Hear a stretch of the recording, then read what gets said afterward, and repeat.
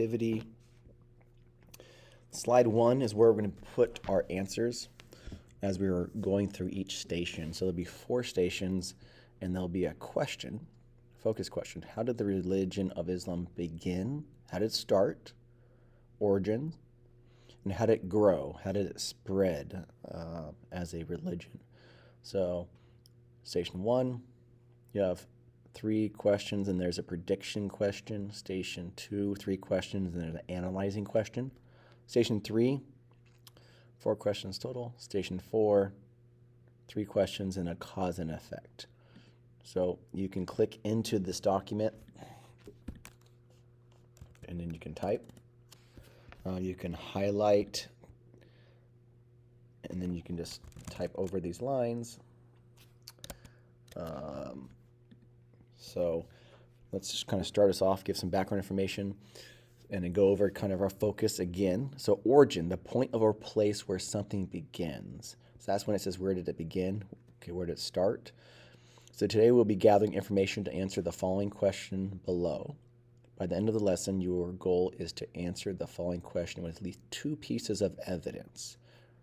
2 pieces of evidence from these stations. Now, the beginning of Islam, the start of it, the origin, and then you're going to find some evidence of how it grew. So I'm just going to put the evidence here. That's it. Let's list the evidence.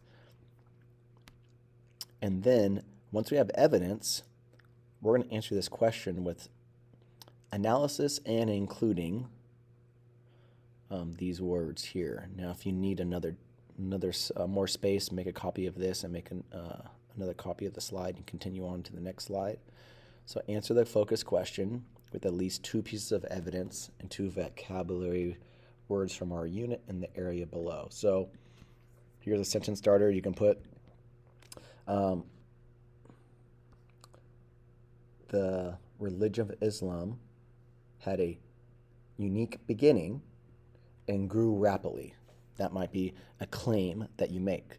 So remember, your claim, you want to restate this question with a statement, and then defend that with pieces of evidence and analysis. So let's take a look at our timeline here. So Judaism, Christianity, and Islam, they have some similarities, and this is a timeline showing kind of where the Islam started on the beginnings here. So we're looking at AD 570, Muhammad's born, and that's going to be our key figure that we're going to see in these following stations. So take a look at this and just read and analyze the timeline. That gives us some background information. And when you're ready, you can pause this, and then you can actually pull this up and look at that, and then when you're ready to go, push play. Some more background information. The idea that people should help the poor is one important teaching of Islam. When the religion of Islam was introduced to the people of Arabia, many of its teachings seemed new and different.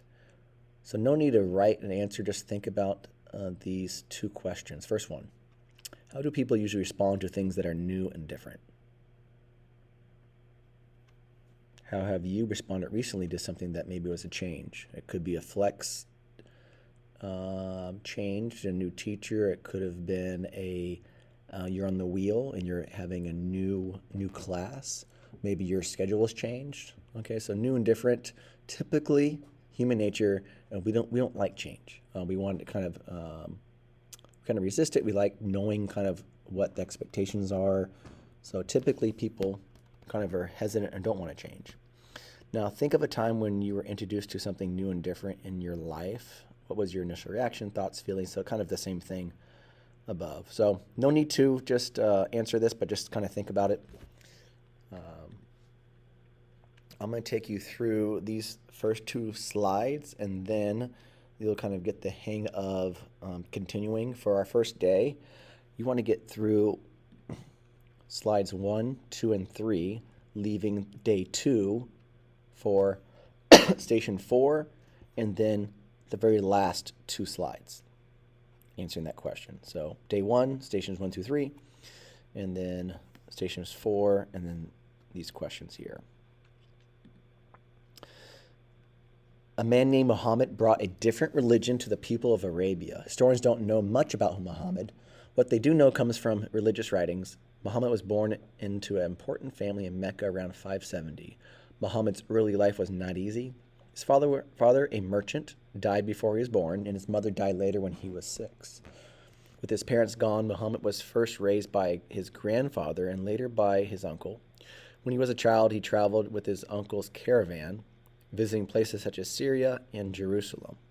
So at a young age, he was definitely taking in a lot of real life experience, being around different people. He went through a hard time with his father dying, so definitely he had to overcome some adversity. And it says here, once he was grown, he managed a caravan business owned by a wealthy woman named Khadijah. Eventually, at age 25, Muhammad married Khadijah. The caravan trade made Mecca a rich city. Now, this is tying in. Think about Mecca before Muhammad, pre-Muhammad, we just went over. And so we know that it's a commercial trade city. We know that 4 months out of the year, things shut down for festivals. And so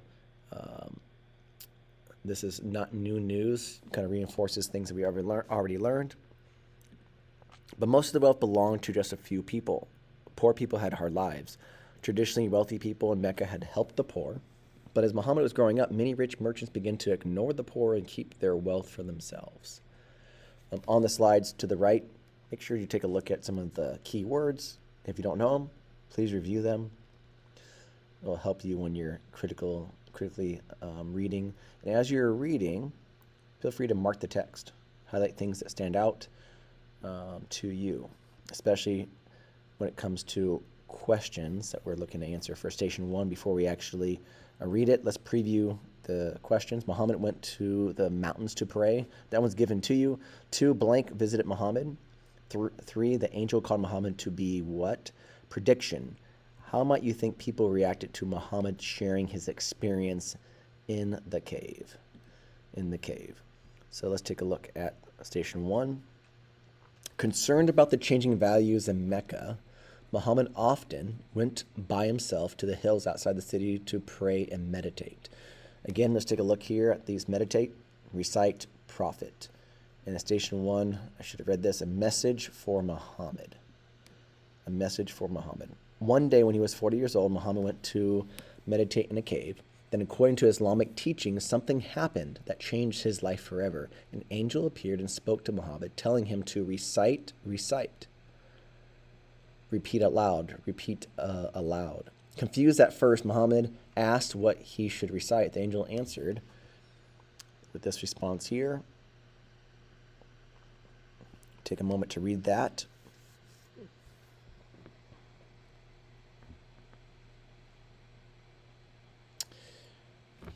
Muslims believe that God had spoken to Muhammad through the angel and made him a prophet. Again, a prophet, a person who tells of messages from God.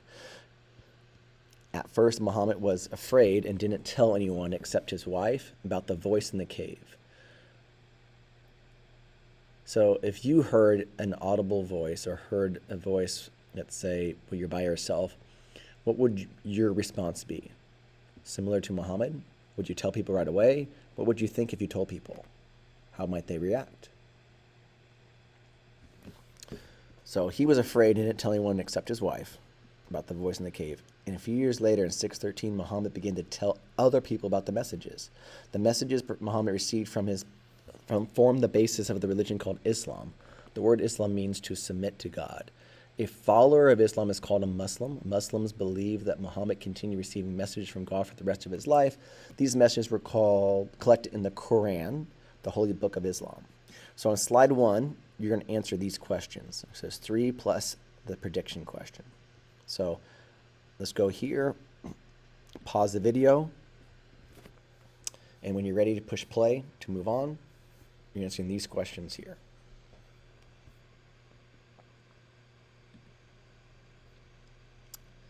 Station 2, Muhammad's teachings. So let's preview these words.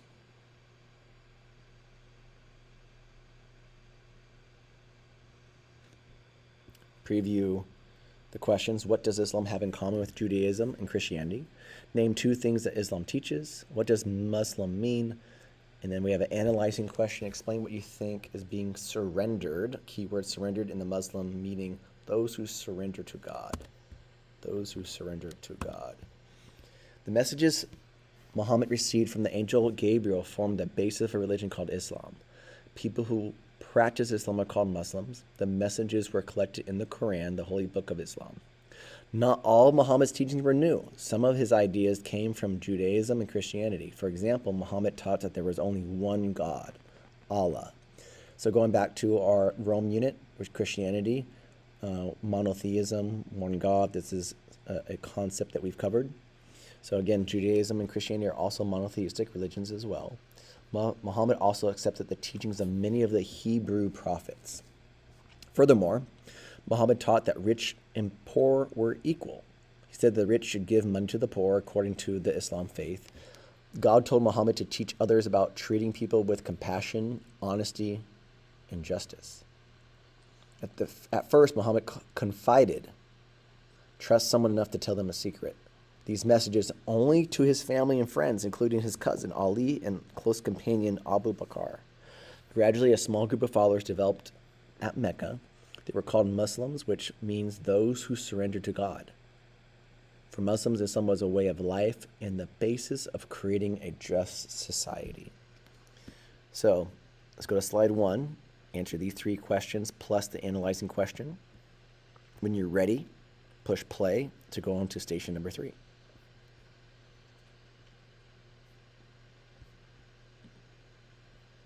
Station 3, problems Muhammad faced. So let's preview our keywords or vocab words that you may not know. Then we have our questions, preview those. What was the purpose of the shrines? Why do you think rich merchants disliked being told they should give money to the poor?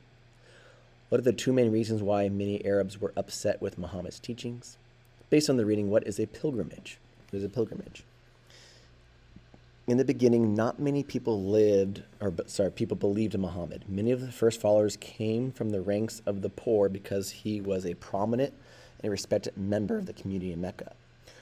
However, worshiping one God was new for many of the Arabian people. Arabs during this time worshipped many gods at shrines, places where people honor a saint or god. Arabs from all over the world, would come to Mecca on a pilgrimage to worship their gods in the Kaaba. As the message of Islam began to spread and rich merchants began to worry that if people stopped worshiping their gods, they might stop making pilgrimages to Mecca and thus stop spending money.